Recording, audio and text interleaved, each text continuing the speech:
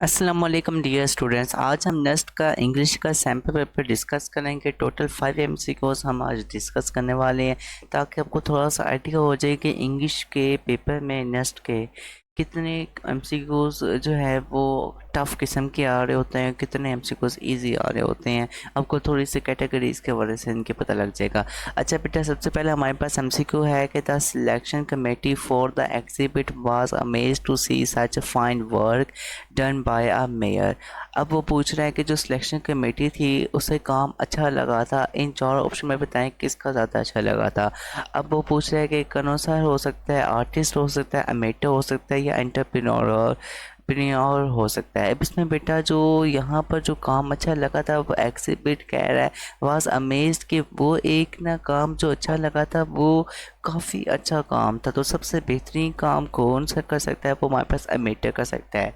ठीक है, ये आपने याद रखना है। ये अमेटर शौकिया के तौर पर क्योंकि काम किया जाए तो वो बहुत ज़्यादा अच्छा हो जाता है। आर्टिस्ट का भी एक हमारे पास बना होता है कि वो अगर कोई काम करेगा तो वो भी अच्छा हो जाएगा, लेकिन जो अमेटर काम कर देता है वो आर्टिस्ट नहीं कर सकता, वो कन्वर्सन नहीं कर सकता, वो एंटरप्रेन्योर नहीं कर सकता। तो इसका बेस्ट ऑप्शन चार्ली है। Charlie is the right answer solution. आपने इसका गो थ्रू कर लेना है।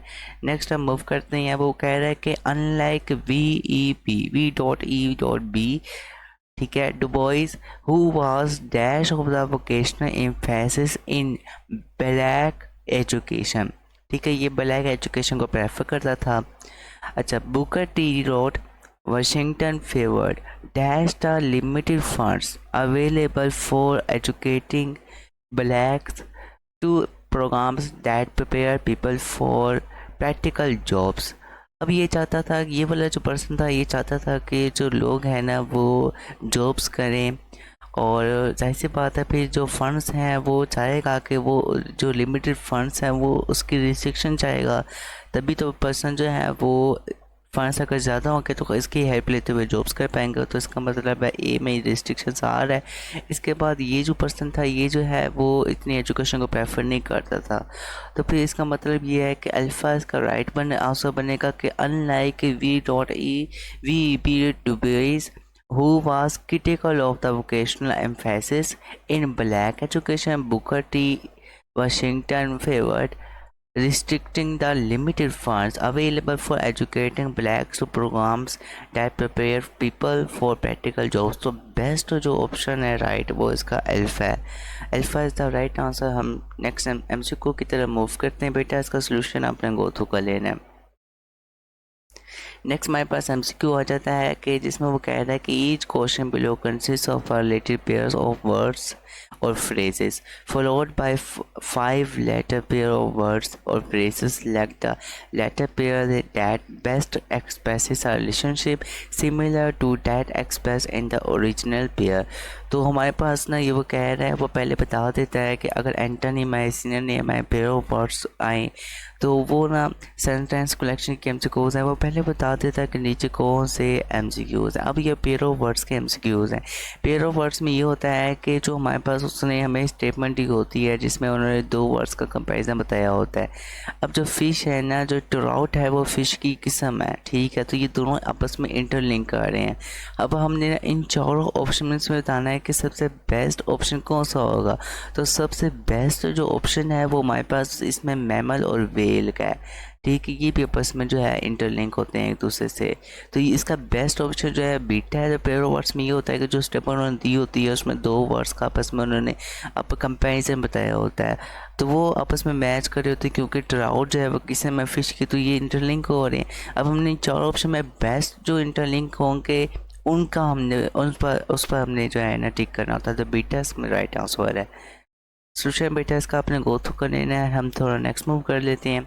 अच्छा बेटा, हमारे पास आके नेक्स्ट एमसीक्यू है कि एंटोनिम ऑफ ग्रैंडोइज। अब बेटा यहाँ पर जो एंटोनिम होते हैं ना, एंटोनिम्स बेसिकली वो होते हैं कि हम एंटोनिम स्टेटमेंट में वो ग्रैंडोइज उसने बताया है। अब जो ग्रैंडोइज होता है ना, ये हमारे पास ज़ाहिरी तौर पर जो है ना वो खूबसूरती को या कोई अट्रैक्शन को ज़ाहिर कर रहा होता है। अब जाहिर सी बात है कि जो एंटोनिम हमने बेसिकली रिवर्स बताना होता है ऑप्शन में।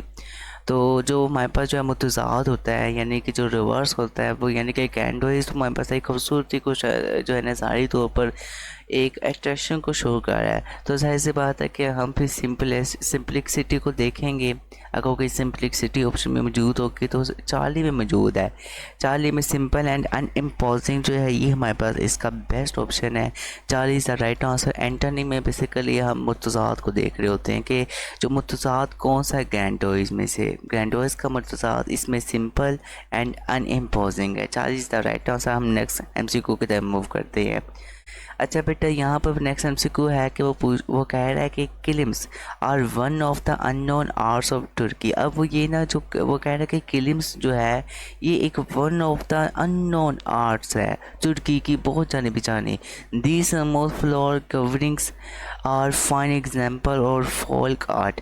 The weaver works on making colourful designs और patterns out of pieces of wool, sitting at a small simple loom outside her house. She makes something both useful and beautiful. The product of her work will both warm and brighten her home. It would also interest the art collector of a faraway country. अब उसने story बताई हुई है कि creams के बारे से वो बता रहा है सारा।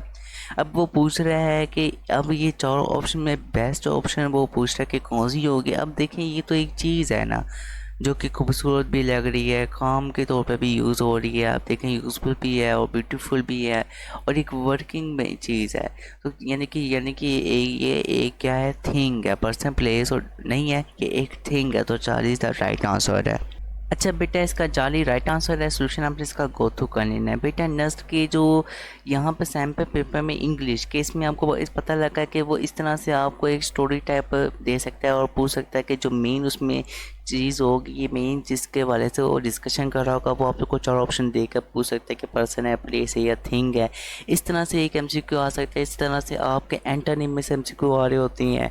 ये मोस्ट इंपॉर्टेंट टॉपिक है, इसमें से भी आप एमसीक्यूज आ रहे होते हैं, अपनी याद रखने। उसके बाद आपके बेटा पेयर ऑफ वर्ड्स में से एमसीक्यूज आ रहे होते हैं, ठीक है, जिसमें हमारे पास सेम जो है वो होती हैं और फिर हमने सिमिलर देखने होते हैं ऑप्शंस में।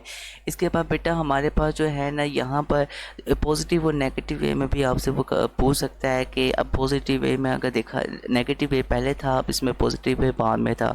इस तरह से भी वो चार ऑप्शन में पूछ सकते हैं कि बेस्ट ऑप्शन कौन सा है। इस तरह से अब वो यहाँ पर जो है ना सिलेक्ट कमेटी, अब यहाँ पर इस तरह से आपका वो कोई और रीज़न देकर पूछ सकता है कि ये जो है इन चारों में से बताएं कि बेस्ट ऑप्शन कौन सा है। इस तरह से ये कुछ यहाँ पर आपको आइडिया हो जाएगा कि किस तरह से नेक्स्ट में इंग्लिश के एमसीक्यूज आते हैं। लेकिन इसकी कम्प्रीहेंसिव प्रिपरेशन के लिए हमारा बैच स्टार्ट है। अब हमारे बैच को ज्वाइन कर सकते हैं, जिसमें आपको कम्प्रीहेंसिव प्रिपरेशंस करवा दी जाएगी और तमाम टॉपिक्स कवर करवा दी जाएगी। जो स्टूडेंट्स इस बैच में एनरोल होना चाहते हैं वो इस दिए के कॉन्टैक्ट पर कॉन्टैक्ट करके बैच का कंप्लीट डिटेल्स ले सकते हैं। हमारा न्यू बैच स्टार्ट होने वाला है, जिसमें हमको नेक्स्ट एंड के NAT1 की कंप्लीट और कम्प्रीहेंसिव प्रिपरेशंस करवा दी जाएगी और साथ नेक्स्ट के NAT2 की 3 की 4 की और टॉप 15 यूनिवर्सिटीज़ की कम्प्रीहेंसिव प्रिपरेशंस करवा दी जाएगी। जो स्टूडेंट समझते हैं कि अभी तक उनकी प्रिपरेशन नहीं है, वो हमारे इस बैच को ज्वाइन कर सकते हैं। इस दिए के कॉन्टैक्ट पर कॉन्टैक्ट करके आप बैच के लिए कंप्लीट डिटेल्स ले सकते हैं। इस वीडियो के डिस्क्रिप्शन में व्हाट्सएप चैनल का लिंक दे दिया गया है, उस चैनल को आपने लाजमी फॉलो करना है ताकि आने वाली लेटेस्ट इंफॉर्मेशन यूनिवर्सिटीज़ के रिलेटेड, टॉप यूनिवर्सिटीज़ के रिलेटेड आपको फौरी तौर पर मिल जाए और आगे एडमिशन के रिलेटेड भी आपको कंप्लीट गाइडलाइन जो है वो बता दी जाएगी। अपना ख्याल रखिएगा, दुआ में याद रखिएगा। Very best of luck. अस्सलाम वालेकुम।